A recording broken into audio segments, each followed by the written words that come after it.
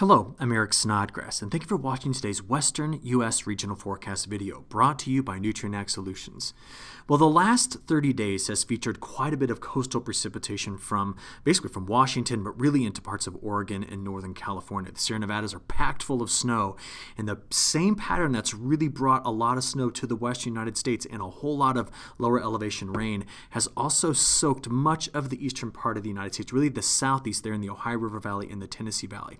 Now, I keep bringing this up so that we can keep perspective on the rest of the country here when we talk about the West. Also know this, the northern plains, a lot of snow on the ground and a lot more to come. That's going to affect a lot about spring planting across the country, but let's take a look at the temperature pattern that we've also got into because of this. That deeper trough that we've seen kind of establish over the western United States has really set some incredibly cold temperatures here in parts of Montana, North South Dakota, but look, Oregon, Washington, Idaho, California, much, much colder than average. In fact, the only place that's actually carried a bit of a warm bias has been in the far southeastern United States. Well, I start this video with this because I'm about to show you a pretty sizable change in the pattern. Let's talk about it here. As we always do, we check in on our basin average snow water content, and these numbers are going to look phenomenal once we get out of this wet season and then in toward our normal growing season, because to have this much snow in the mountains is going to be great for our spring and summer and even fall irrigation efforts. Even though you see some numbers that, again, are below 100% here in parts of Washington, it's still good to see all those numbers, at least in the 70s, 80s, and a lot of them in the 90s. So this is good. We'll keep checking in on this map each video. As we progress forward, it's more about what you don't see in the next two animations than what you do see. Now, as you watch this play over and over again, we clearly have a strong subtropical branch of the jet stream that over the last few days here on this water vapor imagery really put a very vigorous system that's moved into the Intermountain West that's going to eject into the plains over the weekend and make another severe weather outbreak for the lower Mississippi River Valley. But it's what's after this that's a bigger change. You can start to see that we have these systems that kind of curl up here going into the Aleutian Islands, but what we don't see is this really, really strong, both polar and subtropical jet pushing these huge rivers of moisture into the west coast. So to show you this another way, let's look at something called precipitable water. So this basically is a measure of how much moisture is in the atmosphere that could be precipitated out. Where you see the red colors, like in through here as I start this animation, that's where the atmosphere is loaded with precipitation. Where you see the cooler colors, we're talking about drier conditions. Now, when we're about to have a major atmospheric river event set its eyes on the western United States, you'll see something like this targeting here or here. And watch what happens as I click play. We really don't see that. We see really a pattern that's going to be really governed by what's going on way out here and not so much taking aim on the Pacific Northwest. So what that really means is even though we're going to continue to get precipitation, it's not nearly going to be to the extremes that we have recently been seeing. So I want to zoom way out to see this pattern. So this is all of North America. We're going to look at every 6 hours the precipitation type and intensity. To get us started here, this is valid on Friday afternoon. We can see some snows here tucked away in the Intermountain West, even getting to parts of Idaho there. But overall, this is some lighter snowfall amounts we're dealing with as we get through the day on Friday. But let's go ahead and click play and watch how things evolve. Let's pull this back and see here. Now, as I progress through Friday evening, getting into Saturday morning, things are relatively quiet across much of the Pacific Northwest and the West Coast. We do have a system, you can see it right there, just offshore in California that moves in on Saturday, getting into Saturday evening and early Sunday morning that will be bringing precipitation to Northern California. But again, this isn't one of those big events that just dumps feet of rain, it feels like, and several feet of snow. No, this is a little bit different, a much weaker system. Now, I pointed out a few minutes ago that big low-pressure system that's going through the Aleutian Islands.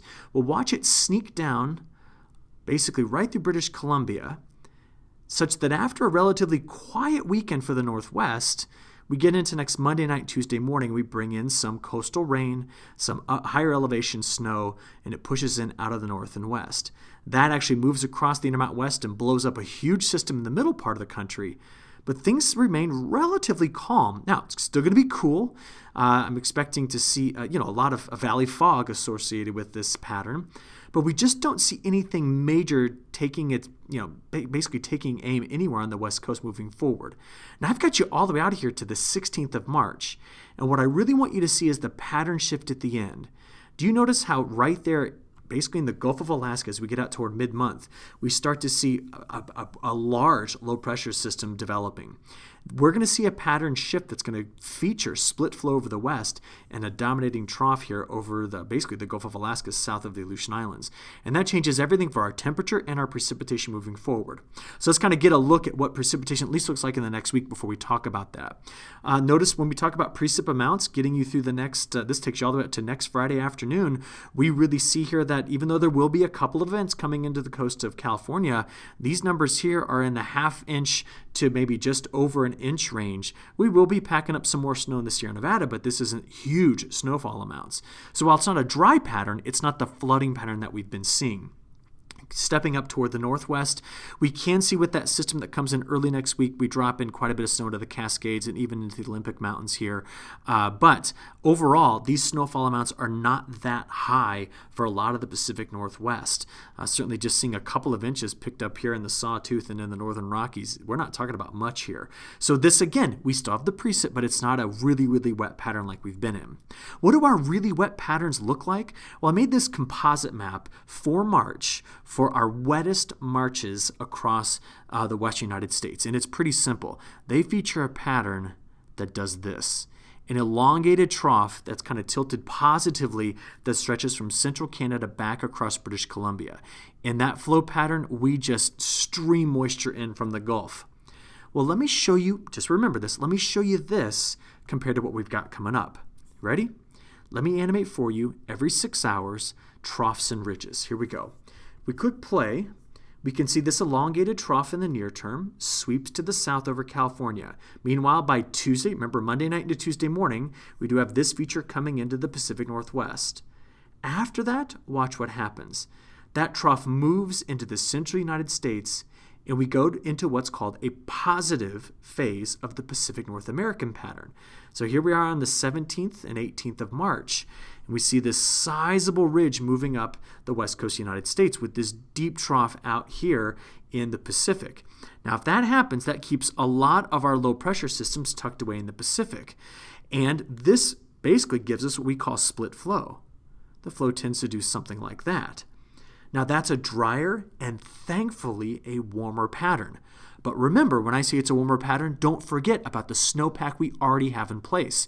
We've got to outdo the cooling effect of that snowpack before we ever start to see really warm anomalies creep back in.